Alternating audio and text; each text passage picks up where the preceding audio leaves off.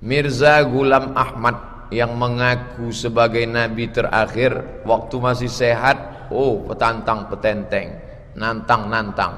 Akhir hayatnya sakit jiwa, gila, sampai anaknya pun malu untuk mengeluarkan bapaknya di halayak orang ramai. Ngomongnya sudah ngawur, bicaranya tak jelas, mati dalam keadaan bergelimang taiknya sendiri. Itu nasib kan bapaknya di halayak orang ramai, ngomongnya sudah ngawur, bicaranya tak jelas, mati dalam keadaan bergelimang taiknya sendiri. Itu nasib Mirza Ghulam Ahmad. Error, gila, dalam keadaan najis di mana-mana. Begitulah keadaan. Sebegitu hebatnya orang yang berbuat maksiat kepada Allah itu, dicabut Allah nikmat kesadaran sampai tak bisa lagi membedakan mana kotoran mana makanan, mati dalam keadaan suul khatimah.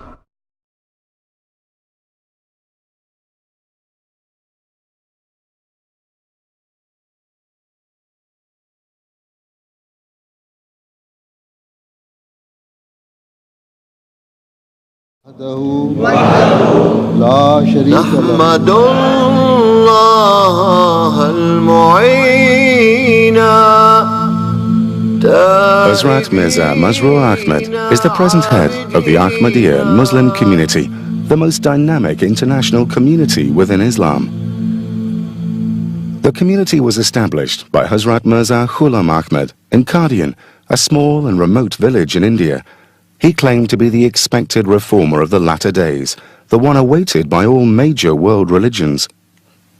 Founded in 1889, the community has continued to spread throughout the world, flourishing under caliphate, the system of spiritual leadership established after the demise of the holy founder. The current successor of this movement, Hazrat Mirza Masroor Ahmad, continues the work of the holy founder to revive the spiritual and moral state of mankind. The movement embodies the benevolent message of Islam in its pristine purity, a movement that preaches peace, universal brotherhood, and submission to the will of God. Ahmadi Muslims have earned the distinction and reputation of being a law-abiding and peaceful community. Within a century, the movement has reached all the corners of the earth and has been recognized and praised by the global community. Love for all, hatred for none. Those words from your third Khalifa are more important, more crucial, more essential today than they have ever been. And of course the Ahmadi have always practiced this peace-loving philosophy. I am gladdened and inspired by the fact that the Ahmadis not only preach a message of love, friendship and understanding, but practice it fully in the way you include and invite others to share your gathering. An injunction to love all and to hate none is the avowed guiding principle of the Ahmadi life. I would thank you also that you have stressed the importance of showing that Islam is the religion of peace, not the religion of hate, as it was stated on the wall in the Jalsa, love for all, hatred for none. I think that is the message that the world really needs. That promoting religious freedom is an essential building block for peace and stability here and throughout the world. In this we are allied with His Holiness, a courageous champion of religious freedom and of peace. Love for all, hatred for none is the message that we see in this mosque and from the Ahmadiyya Association. Your people have been the leaders in taking the peace movement that one step further. The huge respect we all have, for your work day by day in making a reality of peace and brotherhood across the communities in this country and across the world.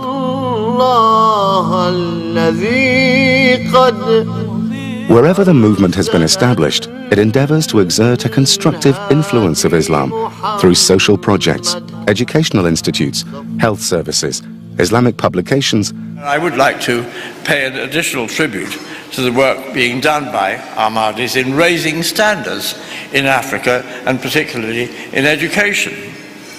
Yes, Britain has welcomed the headquarters of the Ahmadis in this country, but it hasn't become something that's become, as it were, a closed sect in Britain. It's become a community that has sought to reach out to all of us. And that's very important, because the best way to break down the barriers of misunderstanding and prejudice is for that contact to happen, and I thank you for that. The Ahmadiyyan community contribute hugely to interfaith forums, to the richness of our community, and that is the same that's reflected across our nation. But what I would like to pay tribute to you as well this evening is the contribution that you make to wider society and the important charitable causes that you support, not just for your own communities, but for the wider communities. And that is to be acclaimed, and that is to be applauded. Your faith is dedicated to serving the society that you live in, and from what I've seen, heard and experienced from mainstream charities, schools and churches, your faith and community have contributed in significant ways. I have personally experienced and heard that you have raised tens of thousands of pounds on sponsored walks for children, older people and people with disabilities. You have dedicated yourselves to charitable social projects, and most significantly of all, you have not distinguished between faiths, ethnicities or communities.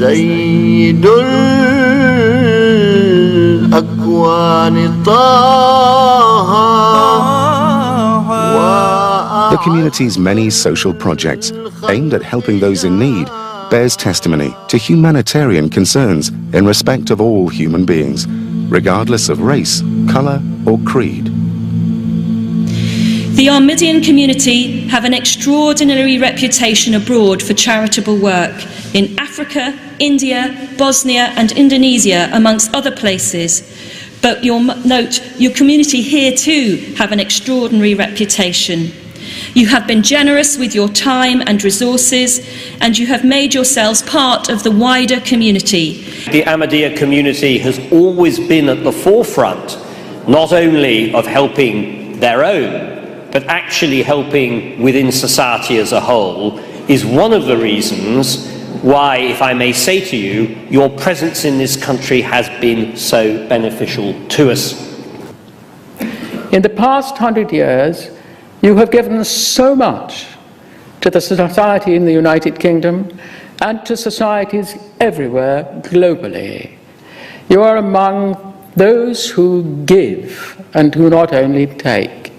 You give so much to so many societies that I have seen and felt and listened to and watched. Ahmadis are also renowned for working to serve the greater good through social, health and educational initiatives as well as mosque projects. Your own work, Your Holiness, particularly in West Africa, is well known, and we heard just now about your attempts to bring water and energy supplies to some of the poorest communities in West Africa. Together, we should fight common enemies such as illiteracy, disease, hunger, and poverty. The Ahmadiyya mission has put structures in place towards the fight against these common enemies in order to enhance the dignity of man. The mission has been a vanguard and a partner in collaborating with government in the areas of education, health, agriculture, and human animation. The Ahmadiyya community, the mission in Sierra Leone, really they've made a pivotal contribution to the education in our country. You just have to look around wherever you are. And I have to say, Your Holiness, that I was touched by the way in which your predecessor as spiritual leader instructed your community, the Ahmadiyya community, to befriend and look after those suffering as a result of the Bosnian conflict, and I was very impressed by that. Everywhere that mankind suffers, your members have been active in bringing help and saving lives and limbs. For me, as a student of Islam for now almost 30 years, I am constantly amazed by the depth of service that is certainly represented by this community and tradition, by the depth of tolerance and the constant searching for what it means to be human. To be of human means to be of service. And I think this is so dramatically represented by the message of this community. All of us, whatever our political persuasions, hugely admire the work of the Ahmadiyya community here in the United Kingdom as we do across the world. Let us make a resolution. Let us make this resolution to promote the message of peace and brotherhood, which is your message to mankind, that people of different religions should not quarrel and fight with each other, but should accept and tolerate and live together in that spirit of brotherhood and peace, which is the essence of your religion. Love for all, hatred for none.